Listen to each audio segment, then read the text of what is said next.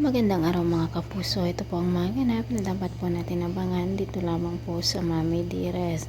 Dahil nga po sa twice na nangyari po dito sa Mami Dearest, si Jade nga ang namatay at si Olive ang nagpanggap na Jade ngayon mga kapuso.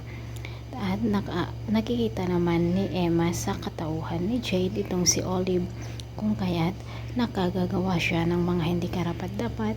At ang alam nga ng asawa nitong si Emma ay isa na siyang baliw, lalo pat nasasaktan na nga niya si Mookie ng kanilang sariling anak dahil sa kanyang mga imahinasyon.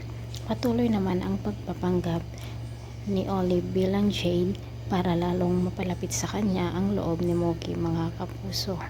Sa pagkakataong ito, nakita nga mismo ni Emma ang tauhan ni Olive na tinutukan siya nito ng baril. Ngunit nang sinabi nga niya dito kay Danilo na kanyang asawa at kay Mookie, ay hindi nga naniwala ang mag-ama. Bagkus nga ang alam ng lahat ay nababaliw na nga itong si Emma.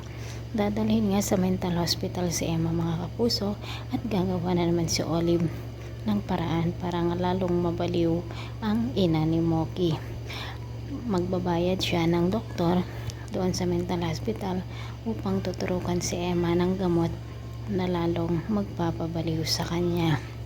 Hindi naman matanggap ng kanilang ina ang mga pangyayaring ito. Hanggang kailan kaya ang pagpapanggap ni Olive bilang Jade?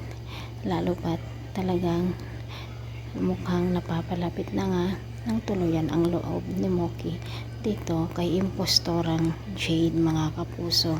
Nakaka-stress man, ngunit abangan po natin ang mga susunod na kabanata. Maraming salamat po. Bye bye.